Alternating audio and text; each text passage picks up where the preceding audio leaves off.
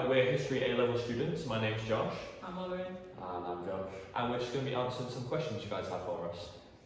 What are the lessons like in history? So the history course is split between the Russian side and the British industrialisation side. So depending on which lesson you're in, you'll be covering the time period between during the Russian Revolution and the period between the British Industrial Revolution. And basically what you'll tend to do is using resources that the teacher had for us, you'll work through sheets and then practice questions on the information that you've done, and then eventually lead up to exam style questions to help you out in the exams. How many essays will you need to write? So you do quite a few practice essays throughout the year. You normally do about 3 each term, and then in the actual exam you do 3 in each paper. Do I need to be good at English? You don't particularly need to be good at English. I mean, our English class itself has a lot of students that take English, but that isn't because you need to have it, it's just because the interests seem to mix quite a lot. So although you'll be in a class where maybe a lot of students might be taking English, it's not necessary, they're just two very similar subjects, and so if you like one, you tend to like the other.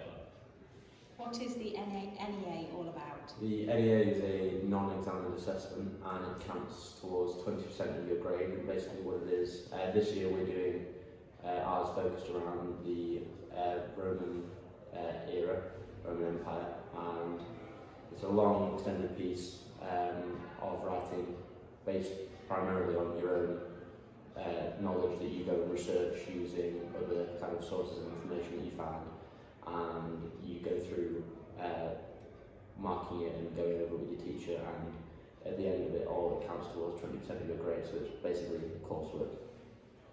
What is a step up from GCSE history?